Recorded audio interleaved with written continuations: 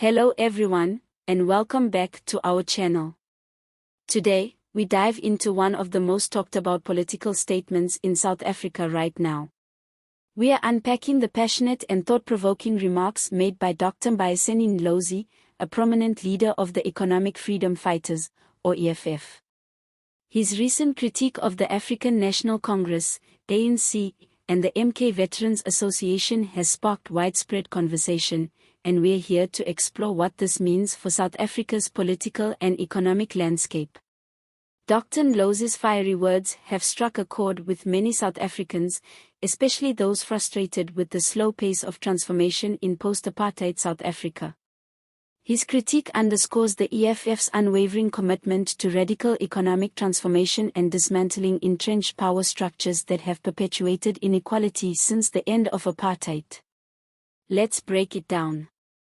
Dr. Ndlozi did not hold back in his assessment of the ANC's governance failures.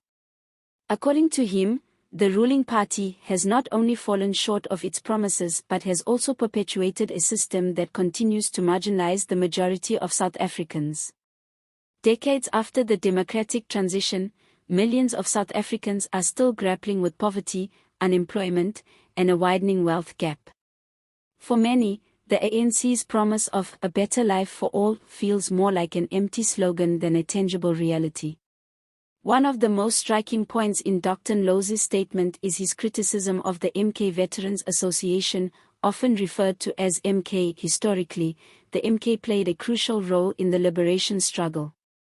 However, Dr. Ndlozi argues that its current influence has waned, failing to address the pressing needs of today's South Africa. This critique is significant, as it calls into question the legacy of liberation movements and their relevance in tackling contemporary challenges. The EFF has long positioned itself as a voice for the marginalized, and under the leadership of Julius Malema, the party has made radical economic transformation its rallying cry. Dr. Ndlozi's remarks align perfectly with this vision.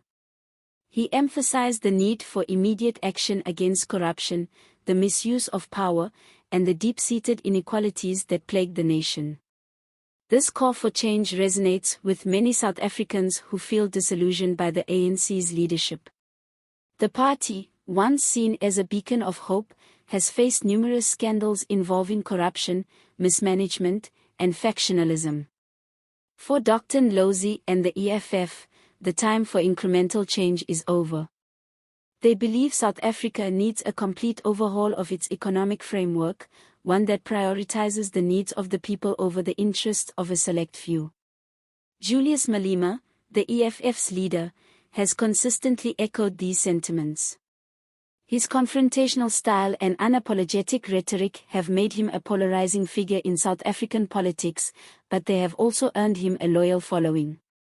Together, Malema and Ndlozi represent a growing frustration among South Africans who are tired of waiting for change that never comes.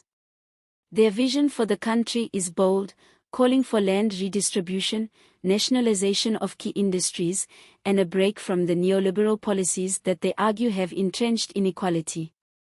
But what does this mean for the average South African? Dr. Ndlozi's critique isn't just about the ANC or the MK, it's about the millions of people who continue to struggle daily. It's about the young graduate who can't find a job, the worker earning a minimum wage that doesn't cover basic needs, and the communities that still lack access to quality health care, education, and housing. The EFF's message is clear: the current system is broken, and it's time for radical change. While their proposals may be controversial, they address the deep-seated issues that many feel the ANC has failed to tackle. For Dr. Ndlozi and the EFF, this isn't just about politics, it's about justice, equality, and reclaiming the promise of a truly democratic South Africa. As we consider Dr. Ndlozi's powerful words, it's essential to reflect on where South Africa is headed. The ANC's dominance is being increasingly challenged, not only by the EFF but also by a public that is growing more vocal about their dissatisfaction.